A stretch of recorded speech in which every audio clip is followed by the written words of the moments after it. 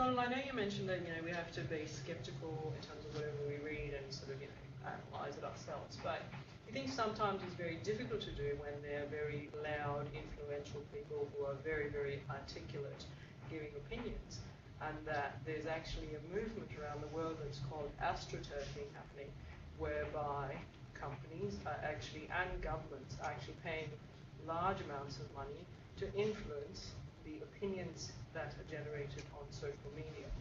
So how do people like ourselves, busy with lots of reading to do and keep updated, try to distill that bombardment of information as well? Well, I think you have to, in looking at this stuff, decide who you trust. It's no different from any other media in that regard. You've got to decide who you trust, how far you trust them, and how much you take with a pinch of salt. And I believe, having read quite a lot of the available things out there, there's some stuff I read for a while and I go, I'm not sure about that, and let it slide.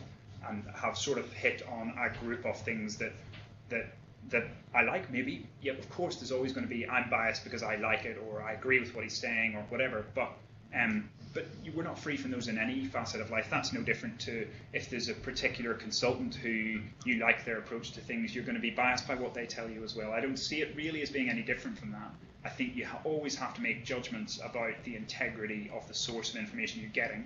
And I don't believe, the idea that somehow because someone's producing something easily and quickly through the internet is somehow any less valuable than someone whose influences are actually shady, kept undercover, and big pharma, drug companies, just because they've been published in a journal does not make them somehow a better piece of information. I don't think it's any different. I think you have to have skepticism and you have to decide who you trust based on your own worldview. I don't think there's a right answer to that question either. I think that's just your approach to anything you read ever. It's true, but how we're socialised and how we're brought up, like I am personally, it's about my personal contact and looking at somebody and I make that judgment. I find it very difficult to do it with somebody who I don't know, can't see, can't tell, can't, look at how their response is, And so I find that difficult, I guess, in some ways.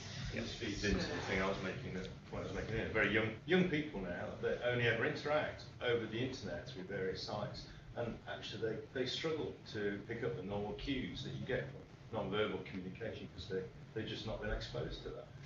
This is causing huge new social problems. But I think this comes back to my point about that I threw in at the end about tech comfy versus tech savvy. You still need experience and life and an ability to discern what's useful from what's not useful. Being comfortable with the technology is not enough on its own. You still need guidance through it, and I don't think that's any different now with this technology than it was when print media first arrived. I just think it's the same thing. It's just that we owe it to the people coming behind us to know about this stuff so that we can guide them through it. So there isn't just this big gap that happens where people have lost that judgment. Because you're right, it's difficult. You mentioned there was a discussion earlier about the immediacy of the information, and you made a good case that doesn't detract from its credibility. It actually adds to its currency. But the other one is an issue of accountability. That on all of these blogs, and it's a criticism that's frequently made, everybody is their own censor. Whereas there are, to a certain extent, tried and tested mechanisms in the published literature of control over that information. You mentioned about Wikipedia. Most of the time, it's great. Certainly, if you put Wikipedia, people will go, well, Wikipedia, fine, it must be true. But on each of these issues, that internal, or external, I should say, censor loop isn't there. But there would be plenty of instances where articles published in the New England Journal or JAMA are full of dubious influences that somehow slip through that process, or perhaps are even helped through that process. I don't think one is better than the other. I think you just have to approach any medium with some skepticism and make judgments about whether you think there's integrity in the information or not. I think blogs are, yes, sure, they're open to someone just shouting, but the reality is there's so many people out there in such a vibrant community that rubbish gets rubbished and good content gets amplified, and that's certainly my experience. And for example, that search engine Blitter is absolutely fantastic at finding the things that are topical and finding pros and cons on it's not everybody singing from the same hymn sheet. There's a lot of agreement and debate and disagreement, and there's enough debate there that you can make up your own mind.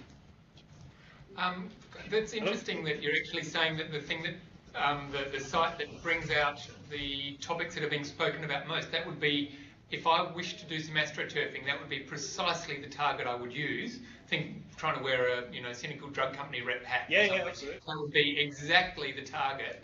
Get it talked about.